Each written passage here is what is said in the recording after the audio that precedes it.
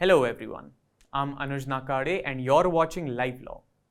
In this video, we bring you a very important development from the Calcutta High Court in the Bogtui carnage case. As many of you may know, the Bogtui carnage case is known popularly as an incident of violence due to political rivalry in West Bengal. A year ago, in March of 2022, a panchayat leader of the Trinamool Congress named Bahadu Sheikh was killed after certain persons threw bombs at him. Hours after his death, horrible violence broke out in a village called Bogtui in West Bengal. Houses were burnt and people were killed in this violence. Two of the houses burnt belonged to the men accused of killing the panchayat leader himself. The West Bengal government then formed a special investigative team or SIT to investigate this massacre. However, the Calcutta High Court was concerned that a political influence might affect the investigation. So, they directed the CBI to take over the investigation. The CBI, in its investigation into the violence that broke out in Bogtui, arrested 16 persons. One of the prime accused in this case was Lallan Sheikh. Then, a very shocking development occurred in December of 2022. Lallan Sheikh, while still in CBI custody, was on a visit to his home in Bogtui village. During this visit, Lallan Sheikh died. The CBI alleges that Lallan Sheikh's death was due to suicide.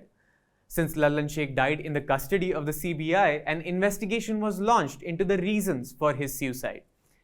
However, one of the people present in Bogtui on the day of Lallan Sheikh's death was his wife, and she had a very different version of the story. The wife of the now deceased Lallan Sheikh filed an FIR accusing the CBI officers who were present at the time of his alleged suicide. The FIR made very grave accusations against the officers of the CBI, including serious violent crimes such as extortion, causing grievous hurt and murder, along with criminal conspiracy and outraging the modesty of a woman. A separate investigation was then launched looking into the allegations made by Lallan Sheikh's wife and looking at the reasons for his alleged suicide. This investigation was headed by the Criminal Investigations Department or the CID of the state of West Bengal. The CBI then approached the High Court with a petition asking the Calcutta High Court to transfer the investigation into the death of Lallan Sheikh to the CBI or any other independent agency. A single judge bench of Justice Jai Sen Gupta heard the matter on Monday, on the 1st of May. In this hearing, the court had said that the West Bengal government had taken the death of Lallan Sheikh as an opportunity to discredit the CBI and settle scores with the CBI, and even accused the state of West Bengal of attempting to pressurize the officers of CBI into not discharging their duties. The court has made some very serious observations against the West Bengal CID and the complainant in this case. The court has stated that the wife of the late Lallan Sheikh used the CID cover to threaten witnesses into talking against the CBI. The court has said, and I quote, "The family members of the complainant, including the complainant and some police officers in the area, were suspected to be a part of the commission of offences in the Bogtui massacre case. Complaints in this regard of pressure and threat to life were also being received by the petitioner from the villagers.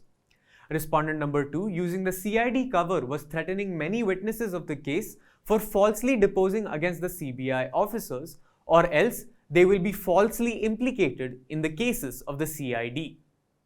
The court has also noted that the CBI had already started an inquiry into the cause of custodial deaths of Lallan Sheikh and suspended the officers who were in charge. The Calcutta High Court also observed that the CID of West Bengal had not analyzed the evidence properly in this case.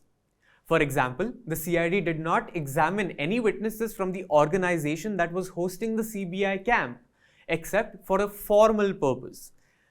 The court has also noted that the CBI cannot be trusted to be impartial in this case.